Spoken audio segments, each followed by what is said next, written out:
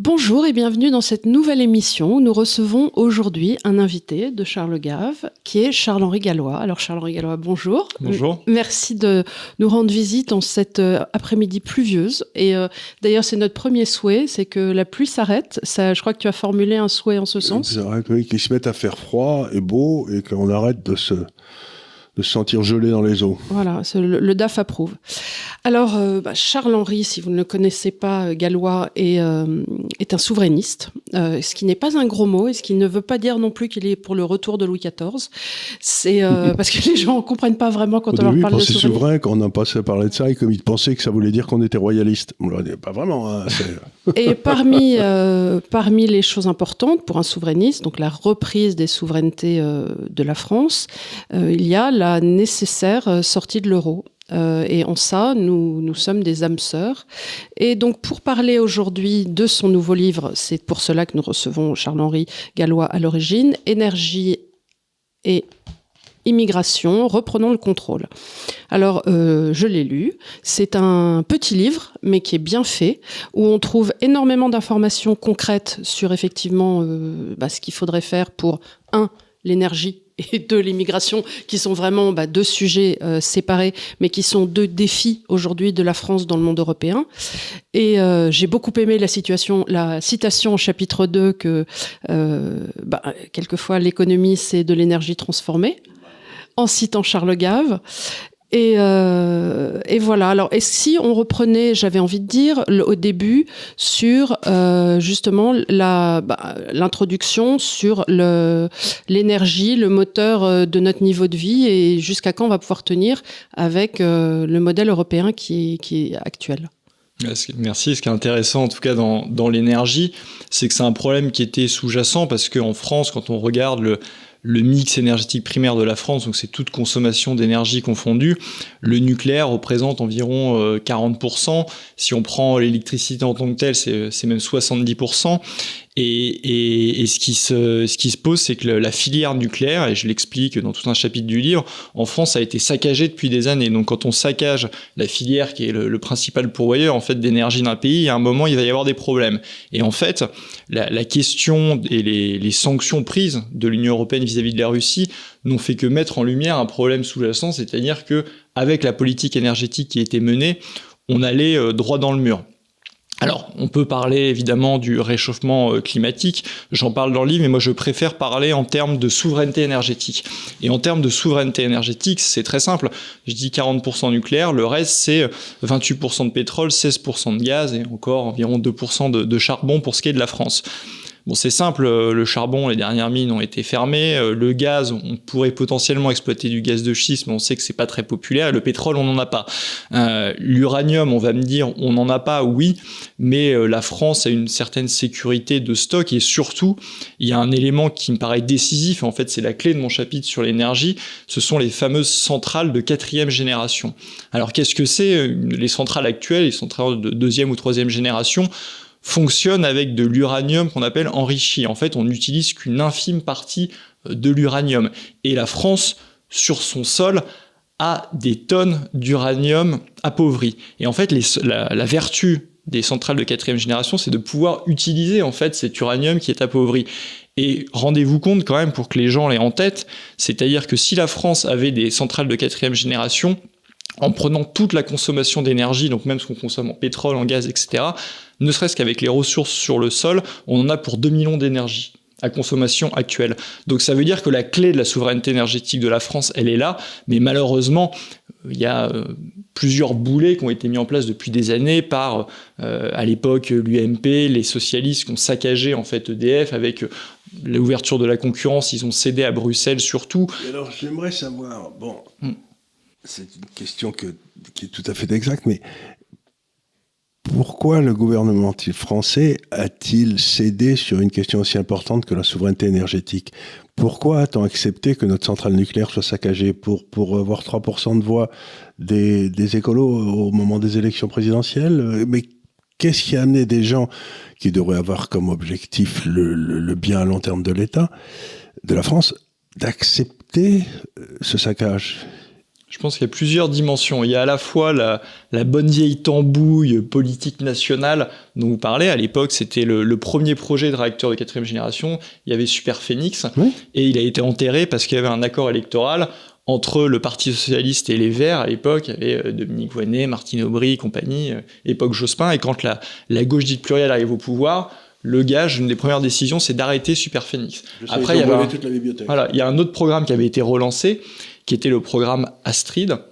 Et là, c'est pas les Verts, c'est Emmanuel Macron, mais il était dans son délire avec Nicolas Hulot pour faire de la démagogie, Make Our Planet Great Again, etc. Il arrête Astrid. Là aussi, c'est complètement aberrant. Il faut savoir que sur les centrales de 4e génération, la France avait 20 à 30 ans d'avance, et maintenant on a 10 à 15 ans de retard sur les Russes et les Chinois. Surtout, on n'a plus le personnel. Mais il y a quelque chose que je comprends pas. Madame Lauvergeon était allée acheter des mines d'uranium très chères où il n'y avait pas d'uranium. Oui. C'était pour faire quoi, cet uranium ? C'était pour faire tourner les gens instruits de 3e et de 2e génération. Donc, quelque part, enfin, à l'époque de Madame Lauvergeon et de Monsieur Frick, quelqu'un s'était quand même intéressé à l'uranium. Pourquoi on est allé en chercher là-bas alors qu'on en a de l'appauvri ? Parce qu'il fallait, à l'heure actuelle, on n'est pas encore sur la technologie. Donc effectivement, mais l'approvisionnement de la France, pour le coup, est assez diversifié. Tout le monde s'affolait avec l'affaire au Niger, mais en fait, là, il y a un investissement qui va être fait, par exemple, en Mongolie. On a beaucoup d'approvisionnement qui vient de Kazakhstan, donc il y a une certaine d'Australie. Il y a une certaine diversité en fait de l'approvisionnement d'uranium, et donc il n'y a aucun problème à court terme pour la France. Mais c'est vrai que pour assurer la pérennité à long terme, l'avenir, c'est vraiment ces centrales de 4e génération. Et comme on a pris beaucoup de retard, effectivement, comme on a perdu du savoir-faire, parce que l'énorme bêtise à la fois d'Hollande et suivie par Macron, il y avait eu non seulement la fermeture de Fessenheim, mais ce que les gens oublient, c'est que dans le projet de loi, il y avait pour objectif de fermer la moitié des réacteurs nucléaires. Oui, bien sûr. Et donc, quel est le signal que vous envoyez aux manutentionnaires, aux ingénieurs ? Ça n'allait pas là-dedans, en fait, il n'y a plus d'avenir. Ou alors, partez à l'étranger. Ou partez à l'étranger, partez aux États-Unis, partez en Russie, partez en Chine, partez là où effectivement il y a de la recherche sur le nucléaire, il y a de la volonté de construire des centrales et il y a la volonté d'aller sur le réacteur de 4e génération. Et donc en fait, on a eu un retard considérable, et d'ailleurs ça s'est vu, rappelez-vous, quand il y a eu la crise et que toutes les centrales pour les problèmes de corrosion étaient en maintenance. On a dû faire venir des soudeurs américains, parce qu'on n'avait plus les compétences en interne, tout simplement parce qu'on a saccagé la filière, alors que la France était pionnière dedans, était même leader mondial. On savait plus faire les cuves, je crois, c'était ça, oui. Il y avait des problèmes de cuves. Exactement. Alors que, honnêtement, dans ta génération, on était les pionniers. On contrôlait tout, on contrôlait depuis l'uranium jusqu'à la distribution d'électricité, on contrôlait absolument la totalité du spectre, et on a foutu ça en l'air en l'espace de 10-15 ans. Et honnêtement, j'ai jamais très bien compris pourquoi. Alors, il y a la magouille électorale, mais il y a le deuxième volet qui est le volet européen. Et là-dedans, l'Allemagne a eu une volonté délibérée de saccager EDF et de saccager le nucléaire. Il y a notamment la fondation Heinrich Böll qui a été financée par le gouvernement allemand. Cette fondation, il faut bien se rendre compte qu'elle était au congrès des Verts en mars 2023, qui avait pour but de relancer, comme le nucléaire est un peu revenu à la mode dans l'opinion suite au problème en Russie, qui avait pour objectif de relancer le combat anti-nucléaire, financé par le gouvernement allemand. Et surtout, si vous prenez les auditions au Sénat, la commission énergie, en fait, que ce soit Proglio, que ce soit Monsieur Lévy, ils disent tous que l'Allemagne a tout fait pour saccager, se sont servis de l'Union européenne pour le faire. Et il y a un élément qui est très concret, parce que là, c'est bien gentil, maintenant Macron nous explique qu'il faut relancer le nucléaire. Bon, il est peut-être un petit peu long à l'allumage comme Bruno Le Maire, mais il semble avoir compris ça. Mais le problème, c'est que ça va se heurter aux normes de l'Union européenne. Aux normes de l'Union européenne et à la réalité. Oui, on peut pas relancer de toute façon sur un claquement de doigts. Exactement. Ça prend 10, 15 ans de toute façon à relancer. C'est un tanker, c'est-à-dire les phases d'arrêt et les phases de lancement sont extrêmement longues. C'est un gros paquebot, il faut effectivement. Voilà. Et le problème, c'est qu'il y a une réglementation dont on parle peu, la directive des énergies renouvelables, qui explique qu'en 2030, c'est demain, on va devoir, en termes de consommation, avoir 42,5% de renouvelables. Donc quand vous prenez la part du nucléaire actuel, ça veut dire que pour atteindre ces 42,5%, vous ne pouvez pas investir en nucléaire ou très peu, il va falloir surtout faire des éoliennes et du solaire qui ne marchent pas. En fait, c'est exactement le modèle allemand qu'on veut nous imposer. Et cette norme-là, la précédente directive de 2009, elle était de 23%. Qu'on était censé atteindre en 2020, sauf que la France était à 19, et donc on va prendre, selon les estimations de la Cour des comptes, une amende entre 500 millions et 1 milliard d'euros. On a besoin de ça en ce moment. On a besoin de ça, et la solution qui a été préconisée à un moment par le gouvernement, là ils essayent de s'asseoir sur l'amende, mais c'est-à-dire, dans ces cas-là, on n'en a pas besoin, mais le truc technocratique et bureaucratique, on va acheter du renouvelable à l'étranger pour atteindre ces 23%. Donc on rentre dans un truc complètement délirant pour satisfaire les normes de l'Union européenne. Pendant que l'Allemagne brûle du charbon, pendant que l'Allemagne, de son côté, va être ravitaillée en gaz de schiste, apparemment. Et a fermé toutes ces centrales nucléaires, ce qui a foutu un merdier considérable, parce que du coup, le réseau européen n'est plus stable, quoi. Il y a eu quand même une volonté quelque part, parce que les gens parlent de libéralisation du marché de l'électricité, mais ça n'a pas été, parce que moi ça m'énerve beaucoup, parce qu'on dit oui c'est les libéraux, c'est la libéralisation. Alors déjà de un, on n'a rien à voir avec ça, et deuxièmement ça n'a pas été une libéralisation, ça a été une ouverture soi-disant à une sorte de capitalisme de connivence. Tu avais fait un grand article sur ça justement sur EDF. On a reçu ici Olivier Marleix qui en avait parlé à l'époque, et quand même qui pointait du doigt cette hypocrisie qui était quelque part de dire on libéralise, mais en fait c'était pour ouvrir à une somme de copains. On ne sait pas vraiment quelles étaient ces sociétés intermédiaires qui ont récupéré le prix de l'électricité à 42, je sais plus quoi. À 42 euros le mégawattheure. Voilà.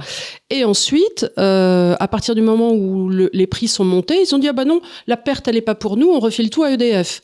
En gros, ils ont tout déversé sur EDF qui a pris la perte. Mais c'est extraordinaire, c'est que moi je suis un financier et si on avait foutu la paix à la France, on peut penser que Alstom et EDF seraient aujourd'hui à 1 000 euros leur action en bourse si on leur avait bien foutu la paix, parce qu'ils avaient une capacité excédentaire et ils allaient vendre à la marge toute cette capacité d'excédentaire à des prix exorbitants à des étrangers. Et donc, au lieu de ça, EDF est en faillite et Alstom a été démantelé. Donc mais ces vous dites, petits mais il faut des génies, quoi. Mais c'est exactement ce que je dis dans le livre, c'est-à-dire qu'on a en fait cette période de crise énergétique. Ça aurait dû être l'aboutissement quelque part de la politique énergétique française, et on aurait dû être l'Arabie Saoudite de l'électricité à vendre à prix d'or à nos voisins, en fait, et la France se serait fait énormément d'argent. Mais en fait, ça n'a pas été le cas parce que on a saccagé ça, et c'est très important la question de la mise en concurrence. Certains disent que l'Union européenne est libérale. L'Union européenne n'est pas libérale. En fait, l'Union européenne est avant tout autoritaire, technocratique et avec des sortes de délires multiculturels qui fait un peu penser aux empires décadents. Absolument, mais je voudrais dire un truc, c'est que en tant qu'économiste, je peux prouver sans aucune difficulté qu'il y a des secteurs dans lesquels un monopole produira un bien commun moins cher que la concurrence. Oui, monopole naturel. Le monopole naturel. Donc, si vous voulez, le monopole naturel, ça existe. On en avait créé un en France. Et c'était les investissements des Français qui étaient arrivés à ce résultat. Pourquoi ? Donc, on a détruit ce qu'avaient fait les Français, qui leur assuraient une énergie moins chère que les copains, pour faire quelque chose de plus cher et de moins efficace. Mais il faut les fusiller. Et là-dedans, c'est important parce qu'Olivier Marleix, il appartient quand même à ex-UMP, les Républicains. En fait, il faut comprendre comment ça s'est fait, cette mise en concurrence qui est complètement artificielle. Il faut savoir que la mise en concurrence datait d'avant le système de l'AREN. Et en fait, ce qui s'est passé, c'est que Bruxelles exigeait une mise en concurrence fictive, mais comme c'était pas rentable pour les autres entreprises de venir sur le marché, il n'y avait pas de concurrence à EDF. Et donc, il y a eu une mise en demeure de la France. La France a dû faire la fameuse loi NOM, et c'est là où ils ont mis en place l'AREN pour créer une concurrence complètement artificielle. C'est-à-dire que parmi les 200 concurrents à EDF... Qui a fait cette crétinerie ? C'est l'UMP à l'époque. Mais forcé par Bruxelles. Mais ils ont cédé. Le président ? C'était Sarkozy. C'était Sarkozy.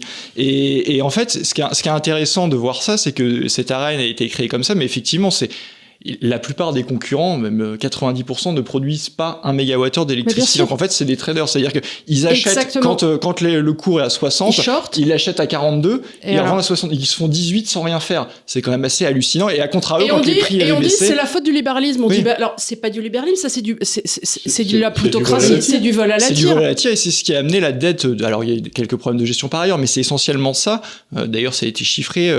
Monsieur Proglio dit que c'est environ 3 à 4 milliards d'euros par an de pertes. C'est ce qui a amené la dette d'EDF à 64,5 milliards d'euros. Et c'est ce qui fait en fait qu'EDF maintenant a des bâtons dans les roues pour faire les investissements dont on aurait besoin, parce que le dernier grand plan nucléaire, c'est le plan Mesmer, et il se trouvait que ça tombait quand même bien, c'était au moment du choc pétrolier. Là, avec cette guerre en Ukraine, en fait, on aurait besoin d'une sorte de plan Mesmer 2. Le problème, c'est qu'on a un EDF qui est grévé de dettes. C'est pas très heureux comme formule. Oui, on peut trouver autre chose. On peut trouver un autre nom. Mesmer bis, à mon avis, c'est mieux.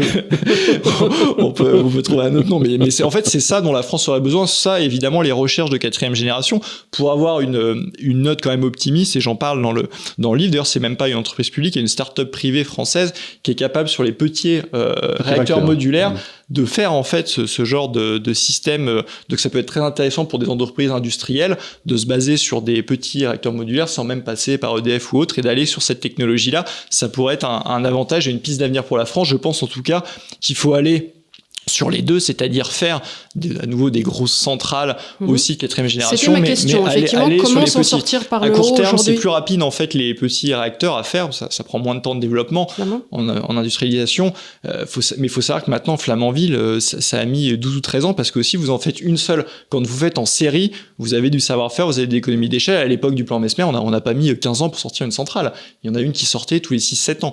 Et en fait, avec les petits réacteurs, on pourrait aller plus vite sur des projets industriels intermédiaires et aller sur ces réacteurs-là maintenant. À condition que l'Europe ne s'en occupe pas. C'est toute la question en fait, c'est que ça c'est ce qu'il faudrait faire, et je le dis dans le livre, mais après c'est est-ce qu'on peut le faire dans le cadre actuel. Et à chaque fois qu'on va sur les solutions de bon sens qui pourraient marcher, on se heurte à l'Union européenne parce qu'il y aura le problème du marché de l'électricité de l'Union européenne qui n'est pas réglé, le problème de l'AREN, là on a vu que maintenant ils voulaient faire passer le prix à 70 euros le mégawattheure, c'est la nouvelle négociation AREN.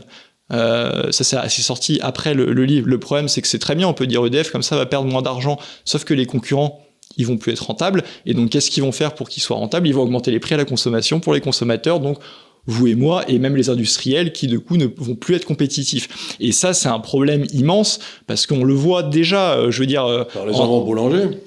Les boulangers, enfin tout ce qui est énergivore. C'est ce dont on parlait, le cristal d'Arc. Même les garagistes, les boulangers, tous les artisans. Et après, il y a les industries plus lourdes. Celles qui fonctionnent au gaz, elles sont bien en difficulté sans le gaz russe. On le voit en Allemagne, BASF qui a eu délocalisé. Michelin, d'ailleurs, a annoncé là, récemment 1500 postes supprimés en Allemagne parce que le coût énergétique est trop fort. Et en fait, sur le gaz, vous avez... Alors, ça dépend de quand est-ce qu'on prend le cours, mais vous avez grosso modo... une énergie qui est 6 fois plus chère qu'aux États-Unis et 10 fois plus chère qu'en Chine. C'est à peu près 12 contre 2. Oui. Voilà. Mais si vous êtes un entrepreneur, vous réfléchissez un petit peu. Quand on sait que l'industrie, c'est quoi ? C'est en gros le capital humain, c'est les salaires. Le capital financier, ça apporter les financements, c'est la rigueur on pourrait, et c'est l'énergie. Quand vous allez en Chine, vous avez les salaires qui sont moins chers, vous avez une énergie moins chère. Vous allez aller en Chine plutôt qu'en Europe. Et quand vous allez aux États-Unis, vous avez l'énergie moins chère et vous avez en plus le méga programme de subvention IRA qui est là où il n'y a pas d'équivalent de toute façon en Europe. Donc il n'y a pas besoin d'être un devin pour savoir qu'en fait toute l'industrie va se barrer d'Europe. On sait très bien, bien sûr, on sait très bien que l'Europe aujourd'hui a les réglementations les plus sévères, le coût de l'énergie le plus élevé, et le coût du travail le plus élevé. Donc ça vous dit tout de suite que les gens vont se précipiter pour ouvrir des usines en Europe, quoi. Pour ouvrir une usine ici, il faut être la reine des pommes, quoi. C'est complètement idiot. Et le seul levier de la France, justement, c'est l'aspect énergétique, et c'est celui qu'on va saccager. C'est celui qu'on a foutu en l'air. Mais alors c'est très curieux parce qu'on a foutu en l'air en abandonnant cette autonomie énergétique, cette indépendance énergétique. Mais on a vu la même chose, pour revenir à votre livre, sur l'immigration. On a vu la même chose dans tous les domaines. Ici, on a reçu un garçon tout à fait éminent qui s'appelait Bessema, tu sais comment il s'appelait, celui sur le droit. Guilain Benessa. Benessa, c'était absolument remarquable ce qu'il a dit. Donc on a abandonné toutes nos prérogatives constitutionnelles. Donc il y a eu un dépeçage des souverainetés de la France, mais constant depuis à peu près les années de l'or, qui n'a jamais cessé, avec un effet de cliquet, c'est-à-dire que si on abandonne une souveraineté, on peut jamais la récupérer. Et aujourd'hui, on se retrouve devant des gens au gouvernement, vous leur dites bon, il faut faire quelque chose pour l'immigration. Donc on fait passer une loi à la noix, tout le monde s'énerve sur la Chambre des... Et puis on se rend compte que de toute façon, la loi telle qu'elle est présentée, elle serait retoquée probablement par le Conseil constitutionnel, par la Cour des droits de l'homme et par la Cour européenne. Donc on s'amuse à un théâtre d'ombre, tout le monde s'excite à Paris parce qu'on a fait passer une loi, mais ça sert à rien. Oui, c'est inapplicable en fait, c'est tout le problème. Enfin, sur l'immigration, là encore une fois, je pense qu'il faut être sérieux, et en fait on se demande souvent pourquoi le taux d'application des OQTF est si bas, pourquoi on n'expulse pas, ce qui paraît du bon sens, les étrangers délinquants, pourquoi on n'expulse pas les fichiers S. Mais en fait, quand vous êtes dans le cadre de l'espace Schengen et que vous pouvez revenir via l'Espagne, la Grèce, l'Italie, etc. du jour au lendemain, Ça sert à quoi de les expulser? Vous n'avez plus le contrôle de vos frontières, donc les personnes peuvent revenir du jour au lendemain. Alors il y a ça, et il y a aussi le fait, c'est ça on l'a dit souvent aux théories que montre Éric Zemmour, c'est que par exemple vous avez des ressortissants algériens qui sont fichiers S, qui sont double nationalité. Vous appelez l'Algérie, vous les mettez dans un avion et vous dites, vous ouvrez l'aéroport, on les ramène. Mais si en face ils vous disent on les reprend pas, vous pouvez rien faire. Alors ça, je pense qu'il y aurait des solutions si on n'était pas entravé par l'Union européenne. On peut, à mon avis, aller crescendo là-dessus. Le premier point le plus efficace, à mon avis, c'est que tous ces dirigeants-là, ils ont des avoirs souvent en France. Vous leur dites, si vous les prenez pas, ça démarque, on gèle les avoirs. Bien sûr, mais ça, c'est une volonté politique. Ah bah oui, en c'est évident qu'il faut une volonté politique. Oui, non, mais bien sûr, mais ça implique donc qu'il y ait une volonté politique tout du long, mais en tout cas légalement à ce stade, vous pouvez pas juste mettre les gens dans l'avion en espérant qu'ils arrivent sur le tarmac. Ça ne se passe pas comme ça. Donc il faut les laisser passer. Voilà, il faut les laisser passer. Tout ça, c'est pour ça que les gens sont souvent dans des centres d'accueil entre les deux. Ça peut durer mais des années avec des juges des libertés, avec des juges des libertés qui viennent là tous les mois et demi, toutes les 6 semaines. Enfin bon, voilà. Donc ça n'est pas du tout aussi simple que on met tout le monde dans l'avion. C'est des choses qui sont gérées par aussi des rapports diplomatiques en amont. Et effectivement, comme toujours en diplomatie, c'est aussi des leviers de force. Donc, geler les avoirs pourrait être une piste. Geler des visas, on peut même geler les transferts, l'aide au développement. Et en dernier recours, parce que c'est le plus injuste, de geler les transferts qui sont très importants financiers entre les ressortissants, soit de double nationalité, soit d'origine de ces pays-là, qui renvoient de l'argent. Ça, il faut pas faire, parce qu'à ce moment-là, ils se barreraient tous à pied pour revenir chez nous. Alors, oui, mais je pense que juste de geler les avoirs des dirigeants, c'est souvent le plus efficace. Parce que ces dirigeants-là, que leur population, entre guillemets, crève la faim, ça les émeut un peu moins. Mais le gel des avoirs des dirigeants, à mon avis, dès la première étape, je pense que, bizarrement, si on gèle leur grand appartement parisien, ils vont les accueillir bras ouverts. Oui, c'est pas impossible. Alors, revenons à votre livre qui est très intéressant.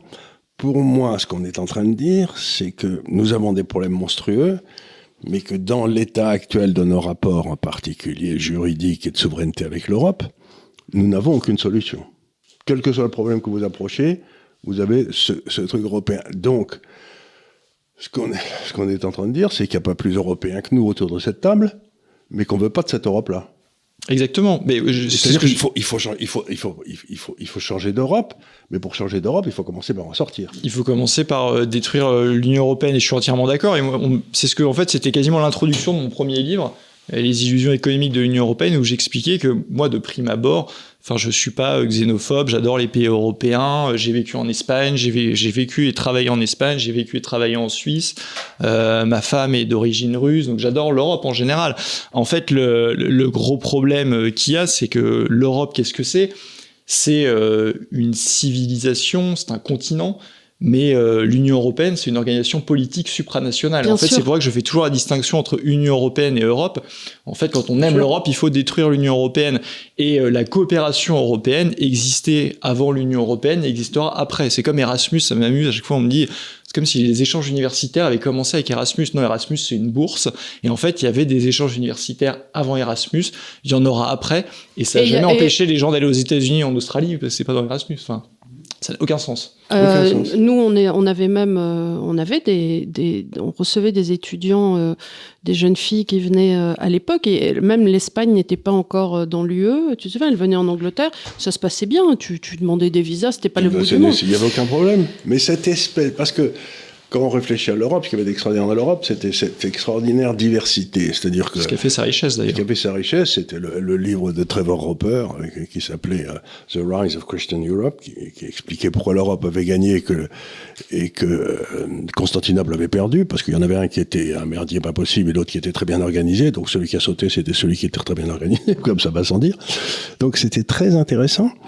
Et on a cette espèce de chape de plomb qui est en train de tomber sur ce continent extraordinairement créateur, et rien ne marche plus.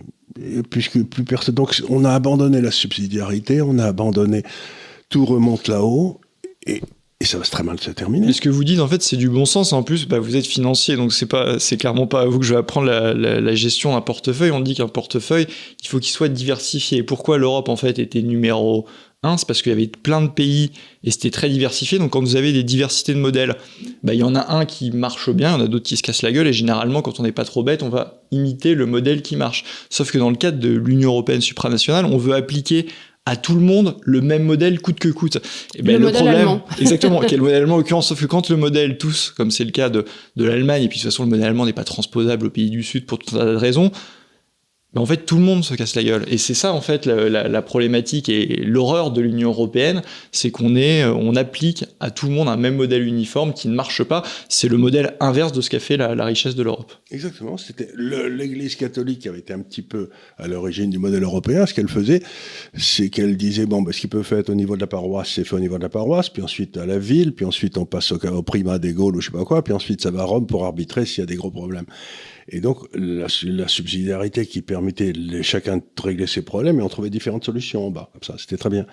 Et puis maintenant, on a repris le chemin de l'Empire romain, c'est que tout est décidé du sommet, et tout le monde s'écrase, et il y a des décisions qui sont prises en bas, qui arrivent, personne ne comprend pourquoi. Regardez la gestion des hôpitaux autrefois, c'était le maire de la ville, les syndicats locaux et les grands patrons qui géraient l'hôpital, et ça allait très bien. Ça marchait plutôt bien. Personne n'allait voir Paris, ce qui s'y passait, tout le monde s'en foutait. Et vous aviez des vrais centre de savoir, à Marseille, à Toulouse, etc. Aujourd'hui, 40% du personnel des hôpitaux, c'est des personnels administratifs qui rendent des comptes à Paris, et plus rien ne marche. Ce qui est inutile et qui coûte beaucoup d'argent quand on parle d'économie. Il y en a souvent à faire, des économies assez indolores en réalité, parce que souvent les gens ont en tête... attention, l'austérité, mais quand on regarde l'argent administratif à l'Union européenne, aux régions, dans les hôpitaux, dans les mairies, enfin la mairie de Paris. En fait, c'est la multiplication du millefeuille administratif. Ça, on la connaît l'histoire, et avec l'Europe, ça s'est encore renforcé. Et il est hallucinant de voir, quand on regarde un peu en détail, toutes les communautés de communes, toutes les choses. Ça sert à rien, en fait. Le commune, département, État, ça marchait très bien. Je pense que ça coûtait moins d'argent. On pourrait revenir à un système comme ça, tout le monde s'en porterait très bien. Et il y a un pognon qui part dans des choses qu'on ne comprend même pas. Et alors, ça m'amène aussi dans la série les choses qui coûtent de l'argent et qui servent à rien, à l'euro. Sur lequel vous êtes un petit peu d'accord tous les deux. Le fait, comme on parlait d'Erasmus tout à l'heure, mais de dire, voilà, on est tous d'accord pour dire qu'une Europe travailler de concert semble tomber sous le sens, surtout dans un monde aujourd'hui d'autant plus mondialisé. Il est nécessaire de travailler avec ses pairs, avec ses proches. Mais pour autant, pourquoi est-ce qu'on a besoin d'avoir cette monnaie commune qui fout en l'air absolument toute notre économie ? Et les gens ont beaucoup de mal avec cette notion parce que, alors, ils partent du principe en disant, ah bah oui, c'est quand même pratique de voyager sans avoir à changer de l'argent, comme si on voyageait tous les matins. Et comme si c'était... Surtout cet argument, moi je le trouve ridicule. Parce surtout, que on est en carte bleue tous.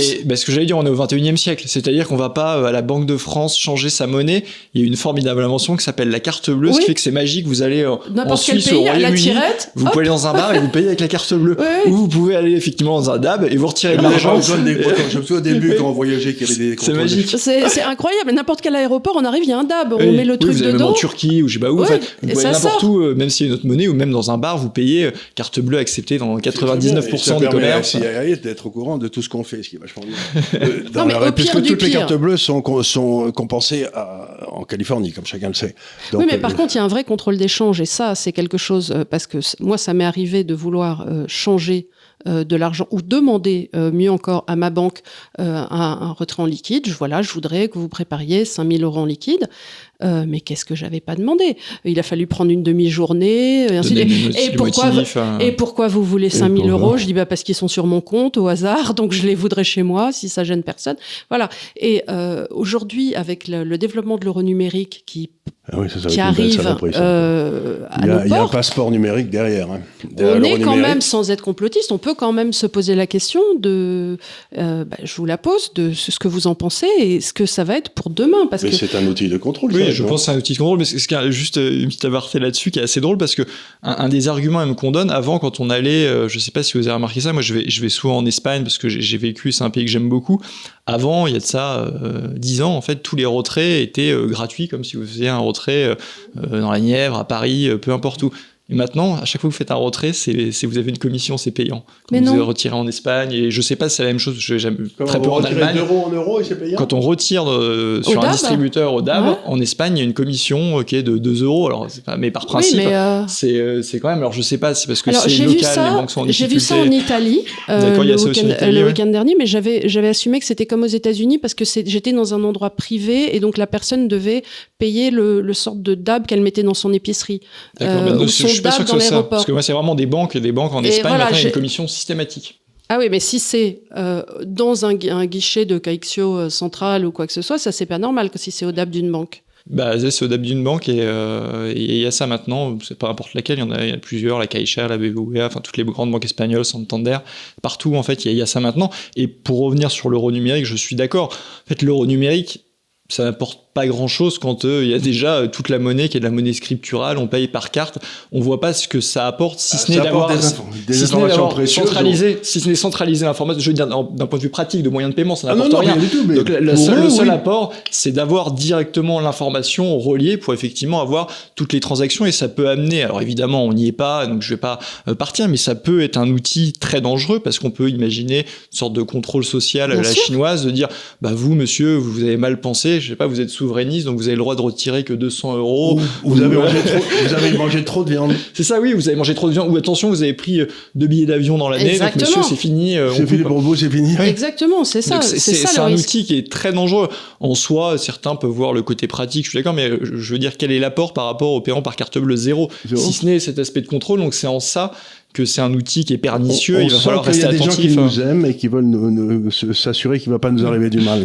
Il y a ton frère qui me disait aujourd'hui, un truc, c'est qu'il a fait faire un t-shirt en disant « Est-ce que vous avez une nouvelle théorie de conspiration ?»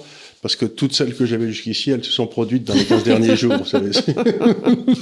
Je trouve ça très mignon parce que vous arrivez avec une conspiration, tout le monde dit « Ah, je me suis fait engueuler récemment dans une chaîne de télévision française, conspiration encore. » Et puis ça se passe, et alors vous dites, bon, mais les types qui vous accusent de conspirationnisme, ils disent jamais que j'ai eu raison. Si vous parlez de la prochaine conspiration, comme par exemple le monnaie de banque centrale, ils vous disent que décidément vous êtes incorrigible, quoi. Mais le fait que toutes les autres conspirations aient été prouvées comme vraies, ça les interpelle. Surtout qu'on a le droit d'émettre des hypothèses. Normalement, c'est quand même la base du raisonnement scientifique. Ça ne veut pas dire que ça va se produire, mais on a le droit d'Aristote même. On a le droit d'essayer de réfuter. On a le droit d'émettre des hypothèses. Et on n'est pas obligé. D'ailleurs, on ne l'affirme pas forcément, mais on peut émettre des hypothèses. Et en l'occurrence, quand il y a eu des faits et que c'est du passé, on peut quand même revenir post-mortem sur les faits et regarder ce qui s'est passé.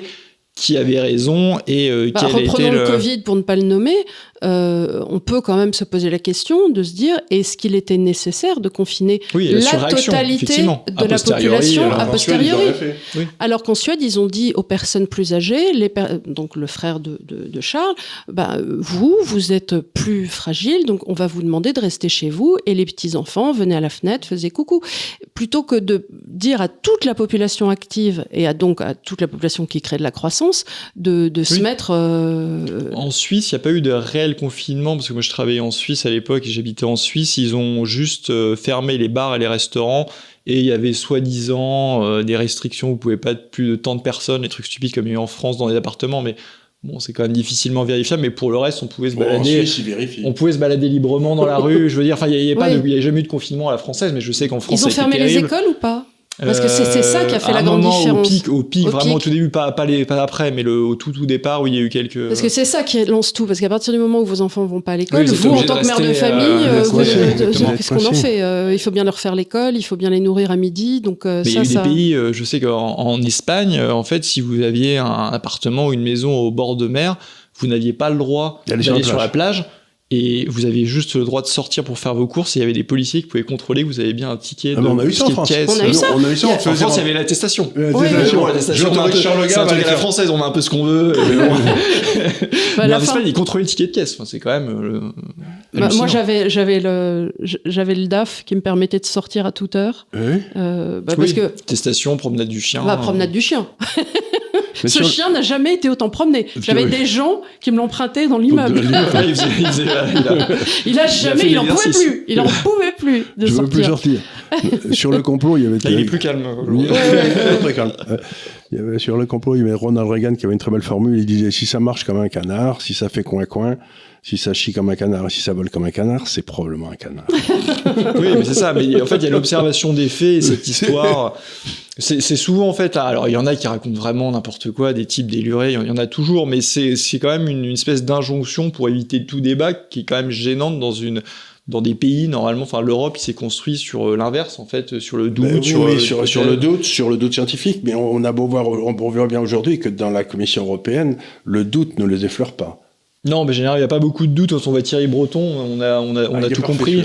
En fait, l'image de la France à l'international, moi je me dis, quand on voit économie française, Bruno Le Maire, à la Commission européenne, Thierry Breton, l'image internationale de la France, c'est quand même pas terrible.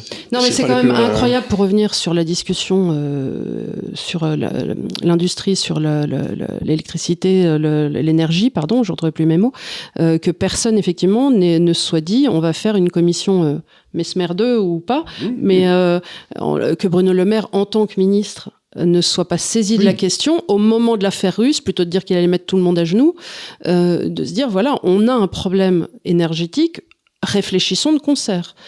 Personne ne s'est attelé à cette question. Alors on fait des commissions hommes-femmes, en veux-tu en voilà, d'égalité aux droits des plus forts sur les plus faibles, des points de filtre, des bouts carrés, mais en revanche, la vraie question économique et sociétale presque, puisque l'économie c'est important pour nous tous, parce que ça tient notre pays vers le haut, personne ne se la pose jamais. C'est-à-dire qu'en fait, on avait, quand je reviens, je suis beaucoup plus avec vous, mais quand je reviens sur ma jeunesse, il y avait des gens dans les équipes de Gaulle, dans les équipes de Pompidou, dans les équipes de Giscard, qui réfléchissaient à long terme et qui étaient payés pour réfléchir à long terme. Et aussi curieux que ça paraisse, le pouvoir politique, qui avait choisi ces gars avec soin, avait tendance à suivre leurs recommandations. Tandis que j'ai l'impression qu'à partir des années Mitterrand, on est parti complètement dans une espèce de court terme électoraliste et tout a disparu. On était géré par des moines soldats qui étaient là, qui avaient une vision à 30 ans de l'énergie, ce qui est nécessaire. Et on s'est retrouvé d'un seul coup avec toute une série de gars qui veulent faire du buzz. Oui, qui pensent aux élections cantonales de la semaine prochaine. Quoi. Il y a ça, il n'y a plus de réflexion long terme de travail, il y a une réflexion uniquement de communication, et il y a aussi quand même un aspect idéologique. Il y a un aspect idéologique où Macron est l'incarnation parfaite. C'est même pas sauver la planète, c'est-à-dire que Macron, on l'a vu sur le plan de relance de l'Union européenne, qui est une arnaque exceptionnelle pour la France. Macron, c'est quelqu'un qui est prêt à sacrifier tous les intérêts nationaux au nom de l'Union européenne. Parce que le plan de relance, faut quand même savoir que c'est un truc, ça va coûter beaucoup plus cher. J'ai levé lièvre là-dessus parce que ces imbéciles, au lieu de tout emprunter dès le début, ils ont attendu que les taux remontent pour emprunter, donc on va payer des intérêts énormes. Mais même si on avait payé des intérêts très faibles, la clé de répartition faisait que la France devait payer 80 milliards pour en recevoir 40. En plus de ça, vous n'avez pas la libre utilisation des 40, on vous impose des réformes, donc c'est-à-dire qu'aucun chef d'entreprise signerait ça, j'avais envie de dire, même un demeuré ne signerait pas ça, Emmanuel Macron, lui, l'a signé, donc ça montre bien, et c'est très clair, qu'il est prêt... qu'il est prêt à sacrifier tous les intérêts de la France au nom de l'Union européenne. Bruno Le Maire, c'est pareil, on lui met l'économie russe à genoux. En fait, les seules personnes qui met à genoux, c'est dans ses livres, Bruno Le Maire. Et après, c'est l'économie française. C'est l'économie française qui met à genoux. Et c'est bien là le problème. C'est-à-dire que moi, ça m'insupporte, en fait, de voir les macronistes donner des leçons de bonne gestion matin, midi et soir, alors que, encore une fois, il faut regarder les faits. Quand on regarde les faits, on n'a jamais fait autant de déficits, on n'a jamais fait autant de dette publique que sous Macron. Donc en fait, c'est une gestion qui est catastrophique. Et je n'arrive pas à comprendre comment les gens peuvent dire, en voyant la dette de l'État, c'est un État libéral. Je dis, mais un État libéral déjà ne croit pas. Il est régalien, il reste à 30%. Et par définition, on ne crée pas de dette publique. C'est le haro sur le baudet. Dans un État libéral, en principe, puisque la dette, c'est des impôts différé, eh bien, la dette, le déficit budgétaire est inconstitutionnel, puisque c'est des gens, on fait payer des gens qui n'ont pas voté. Donc, dans tous les États démocratiques, la dette devrait être... Et l'Europe n'est pas non plus libérale, l'Europe maastrichtienne, si on peut la qualifier comme telle. Elle est autoritaire avant tout. Elle est autoritaire, très politisée, et c'est plus une plutocratie qu'autre chose. Parlons de quelque chose qui m'intéresse, il va y avoir des élections. Oui. Européenne. Est-ce que vous croyez qu'on a une chance d'avoir une majorité qui soit, plutôt Orban que Madame... Peut-être faire un nouveau groupe. Alors c'est compliqué quand on regarde les sondages. Ce groupe-là, tendance eurosceptique, est censé monter, mais monter à 30-35% du Parlement. Il n'y a pas de majorité. De toute façon, il faut bien que les gens l'aient en tête, et moi je propose une méthode dans mon livre. Ce n'est pas via les élections européennes qu'on peut modifier l'Union européenne, parce que pour modifier l'européenne, il faut modifier les traités, et ça c'est la prérogative des chefs d'État et de gouvernement. Ce qu'on peut faire en revanche à Bruxelles, et ce qui est déjà très important, C'est déjà un peu dénoncé, comme je l'ai fait sur le plan de relance, tous les scandales financiers, la mauvaise gestion financière de l'Union européenne, et on peut surtout aussi voter pour le coup pour bloquer tous les nouveaux transferts de souveraineté. Donc c'est déjà un travail qui doit être fait, qui est important, mais si on veut vraiment reprendre le contrôle... Il en reste ? Qu'est-ce qu'il y a comme souveraineté ? Là, ils ont fait passer, alors c'est symbolique, mais ils ont fait passer une résolution à l'Assemblée nationale française, mais qui était une résolution qui était en fait du Parlement européen, qu'ils ont un peu adapté, qui effectivement veut une armée commune européenne, veut un véritable gouvernement de l'Union européenne avec le président de la Commission qui est un président de l'Union européenne qui nomme son gouvernement, donc c'est plus le chef d'État qui nomme les personnes. Ils veulent aussi que l'adoption de l'euro soit obligatoire, donc ils veulent aller beaucoup plus loin dedans, mais bon, ça encore une fois, il faut que le traité passe. Ils veulent supprimer le droit de veto, supprimer tout ce qui est unanimité, donc aller vers vraiment un État de l'Union européenne. D'ailleurs, Mario Draghi l'a appelé aussi de ses souhaits récemment. Donc ça peut être... président, ça peut être... Oui, il va, et c'est très fortement président de la Commission. Mais après, encore une fois, il suffit que Orban, que le nouveau président de Slovaquie là bloque ça et ça ne passera pas. Mais pour vraiment reprendre le contrôle sur l'Union européenne, moi je propose une méthode parce qu'on est un peu dans une ornière, c'est-à-dire que tous les sondages montrent que les Français voudraient en réalité une Europe des nations et voudraient reprendre des prérogatives à Bruxelles. Donc l'inverse en fait ce que propose le Parlement de l'Union européenne ou même l'Assemblée nationale, c'est pour dire le degré de déconnexion de ces gens-là. Mais néanmoins, comme il y a une propagande qui est terrible depuis 50 ans en faveur de l'Union européenne, on en a parlé, Erasmus, l'euro, vous vous rendez compte, si je vais à l'étranger, je vais devoir changer de l'argent, c'est terrible. C'est horrible. Il y a une propagande énorme. C'est horrible ce qui vous arrive. Donc les gens ont peur. Donc le Frexit, d'après les sondages, en gros, est environ à 30%, donc n'est pas majoritaire. La méthode que je propose, c'est de dire, on va y aller, en fait... pour montrer aux gens qu'on peut pas réformer l'Union européenne. C'est-à-dire que moi je pense qu'un quelqu'un à l'élection présidentielle, c'est compliqué d'y aller directement sur le Frexit parce que lors d'une élection présidentielle, en fait, c'est une sorte d'exercice imposé, comme on pourrait dire, où vous parlez, en fait, vous avez un volet économie, vous avez un volet éducation, etc. Puis en fait, vous avez un petit volet Union européenne, comme si tout était séparé et que ça n'avait rien à voir. Donc vous n'avez pas de vrai débat en fait sur l'Union européenne. Je pense qu'à une présidentielle, il faut y aller, dire regardez, moi ce que je vais faire, je vais proposer aux partenaires de l'Union européenne un nouveau traité qui est un traité d'Europe des nations qui remplace l'Union européenne actuelle. Ça a très peu de chances d'aboutir, mais l'avantage c'est que c'est une vertu pédagogique, c'est que vous montrez en fait aux Français que l'Union européenne n'est pas réformable, que vous avez essayé, vous voulez l'Europe des nations, mais qu'eux n'en veulent pas, et donc derrière, vous embrayez sur un référendum sur l'appartenance à l'Union européenne, et là, vous avez toutes les chances de le gagner, déjà parce qu'il y a un vrai débat, et en plus, avec la vertu pédagogique, vous dites, si vous voulez que j'applique le programme pour lequel j'ai été élu, votez pour la sortie, et ça me paraît être l'option la plus intelligente. On croyait que Mélanie allait faire ça. Non, parce que Mélanie, le problème en Italie, c'est un système, déjà, le référendum n'est pas, il n'y a pas la possibilité de faire de référendum, je crois qu'il est consultatif, comme aux Pays-Bas, c'est le problème que va avoir Geert Wilders là-bas, et donc elle est un peu pieds et poings liés là-dessus. Et dans ses elle a alliés, besoin de ses subventions. Forza Italia ne serait pas là-dessus, donc elle est bloquée. En France, par contre, le président a beaucoup de pouvoir, il a le pouvoir du référendum, et il a la possibilité de faire ça. Et c'est bien plus habile en réalité, parce qu'on entend parler dans le cadre de l'immigration, la tarte à la crème de la supériorité du droit national sur le droit de l'UE. Je vois deux problèmes à ça. Le premier, c'est que c'est difficilement applicable, parce que si vous faites ça, vous mettez dans la Constitution la supériorité du droit national, c'est bien gentil, sauf que dans la Constitution, il y a aussi l'appartenance à l'Union européenne. Et donc, quand il y a une ambiguïté, qui décide, c'est le juge, qu'il soit européen ou national.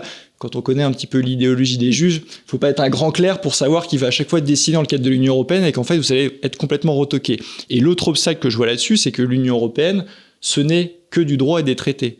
Si vous dites demain, je fais la supériorité du droit national sur l'Union européenne, c'est un Frexit de fait. Donc imaginez dans l'autre deux tours, si Marine Le Pen ou Éric Zemmour ou peu importe est en position de gagner, mais il y aura un matraquage médiatique matin, midi et soir pour dire votre supériorité du droit national, c'est un Frexit, c'est un Frexit, c'est un Frexit. Alors ce que je propose, c'est complètement inattaquable. Je propose le traité d'Europe des nations et après je fais un référendum. En fait, on peut vous attaquer de quoi? Vous êtes démocrate? Ouais, il y a pire injure. Donc je pense que c'est la stratégie la plus ça peut être intelligente, prétentieux de dire ça, mais je pense que c'est la proposition la plus intelligente qui devrait être mise en œuvre en fait, et c'est la meilleure stratégie pour qu'on puisse reprendre le contrôle. Donc j'espère que des candidats qui ont des chances de gagner s'en saisiront d'ici à 2027. En tout cas, ça fait partie des objectifs de ce livre. Évidemment, il vise à renforcer la compréhension des gens sur ces questions qui me paraissent fondamentales. Je pense que ça sera les deux plus grands défis du 21e siècle. Pour la France, il y en a d'autres, mais le pouvoir d'achat, c'est du très court terme, puis ça dépend sur le long terme de l'énergie, de la production industrielle, donc c'est lié à ça. Et évidemment, il y a d'autres défis, l'éducation qui est dans un état catastrophique, mais je pense que quand même sur le long terme, la démographie, l'immigration l'énergie, c'est quand même ce qui va définir si la France va rester ou non une grande puissance au XXIe siècle. Et on voit bien que l'obstacle de Bruxelles sera là, et je pense que c'est la stratégie qu'il faut qu'on mette en œuvre si on veut sauver la France. Merci beaucoup, parce que je crois qu'on a besoin d'être sauvé la pauvre, parce que finalement, ce qu'on a en face de nous, c'est d'un côté, c'est un peu le Liban, et de l'autre côté, c'est une reprise en main, quoi. Oui, c'est à peu près le choix qu'on a devant nous. Donc, tout ce qui va vers la reprise en main me semble satisfaisant, et que les gens s'imaginent pas que parce qu'ils ont décidé de ne rien faire, parce qu'ils ont la trouille, qu'ils vont pas voir le Liban. C'est s'ils décident de ne rien faire et qu'ils ne font rien parce qu'ils ont la trouille, qu'ils l'auront, le Liban. Mais on le voit déjà. C'est terrible, mais tous les jours, quand vous regardez l'actualité, vous avez des attaques au couteau. Et ce que je disais à des amis, ça les a fait rire. Je trouvais ça un peu déprimant. Je leur ai dit, mais en fait, la France devient le pays du couteau, mais pas pour la gastronomie, plus pour la gastronomie. En fait, c'est qu'il y a des attaques au couteau. C'est plus les Opinel. Tous les jours. Tous les jours. Mais ça devient terrible. Mais pour la simple et bonne raison. Enfin, je veux dire, là encore, faut pas être un devin quand vous faites venir, comme c'est le cas de l'année dernière, 500 000 personnes par an. 500 000 personnes, en un an, c'est plus que Toulouse, qui est la 4e ville de France. En 2 ans, c'est plus que la ville de Marseille, 2e ville de France. En 4 ans, vous avez Paris. Mais comment voulez-vous, une seule seconde, penser assimiler ou même ne serait-ce qu'intégrer en fait autant de personnes?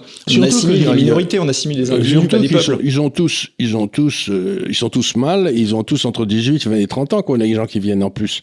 Il n'y a pas, quand on voit arriver les bateaux et tout, on cherche les femmes, quoi. Il n'y en a pas. Oui. Non, mais quand on a accueilli à une époque, tu te souviens, les Allemands en 2015, 2 millions de personnes. Alors il y a eu ça, et puis les Pol Pot, enfin les Vietnamiens, on avait des familles. On avait des familles. On avait des familles. Et puis c'était pas dans les mêmes nombres en fait. Mais ce que je dis en fait, c'est pas un problème. Non, bien sûr, c'était pas les mêmes nombres, mais c'était des familles. Il y a des gens qui vont dire c'est de la xénophobie, c'est du racisme, mais pas du tout. Demain, si vous faites venir 4 millions de Français au Mexique, mais ils vont pas s'intégrer, ils vont vivre à la française. En fait, c'est normal, c'est une question de loi des nombres. Et en fait, l'immigration de masse, c'est pas attaquer l'immigré en tant qu'individu. Il y a l'immigré à ses raisons, il y en a plein qui souhaitent s'intégrer, etc. Il y en a même une majorité qui le sont, mais le système d'immigration massive mène la France à sa perte et mène la France à la libanisation, effectivement. Parce que ce qui a fait sauter le Liban, c'était Septembre Noir, qui a amené tous les réfugiés palestiniens qui ont fait sauter le Liban 30 ans plus tard, quoi. Et la démographie des femmes. Et les femmes chrétiennes qui faisaient 1 ou 2 enfants. Et les femmes musulmanes qui en faisaient 9. Et l'Union européenne a vraiment ce que j'appelle le raisonnement Excel, et c'était un peu le raisonnement des Allemands aussi en 2015, c'est de dire, regardez, on fait moins d'enfants, donc on va faire venir les gens de l'étranger, comme si les humains étaient substituables les uns par les autres, et que ça va bien se passer. Ce qui va bien se passer, c'est que la Suède, qui était le pays d'Europe, qui était un des pays les plus sûrs, ils étaient 8 millions, ils ont fait venir 2 millions d'immigrés en quelques années, maintenant c'est le taux de viol numéro 1 en Europe. Donc si c'est ça l'avenir qu'on souhaite pour la France, évidemment, dans le cadre, et si on reprend pas le contrôle, c'est malheureusement le chemin que l'on prend. Bien, écoutez, c'était passionnant, donc on le remontre.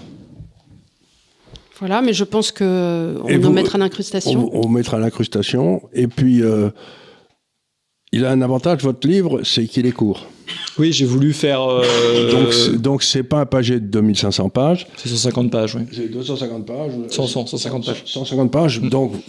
Et vous posez très bien les problèmes. Donc, à mon avis, c'est un livre qu'il faut avoir dans sa bibliothèque parce que c'est un peu un livre de référence aussi. Merci, j'ai essayé. Il y a beaucoup effectivement de sources. Je voulais à chaque fois, mon premier c'était pareil. Je voulais à chaque fois que ça soit sourcé pour que ce soit inattaquable. Donc j'ai mis beaucoup de travail, de recherche, de sources, même si j'avais déjà le plan et les grandes idées en tête. C'était une bonne partie. Moi, je mets jamais de sources parce que je veux que ce soit inattaquable aussi. C'est une autre méthode. Source, moi-même. Source, c'est ce que je pense. Et puis, voilà. Débrouillez-vous avec. Voilà, dans cette note de bonne humeur, on remercie Charles-Henri d'être venu nous voir aujourd'hui en plein milieu d'après-midi. Mais il fait déjà nuit, hein. Oui, on va se croire en Suède bientôt. Et on vous dit à très bientôt. Et n'hésitez pas aussi à voter pour les européennes. Même si ça sert à rien, c'est toujours important de voter. Moi, je pense que Charles pense que c'est des élections très importantes. Alors allez voter aussi. Oui, il faut bloquer. De toute façon, il faut bloquer un maximum, même si ça ne changera pas fondamentalement l'Union européenne. On sait jamais il faut si essayer on est de bloquer. suffisamment à essayer de bloquer. Personne ne s'attendait au coup en Hollande. Boum. Oui. Voilà. Moi, on réussirait à bloquer le Parlement européen, déjà... Non, ce serait déjà une première avancée, c'est vrai. Ça serait chouette. Merci beaucoup et on vous dit à très vite. Au revoir.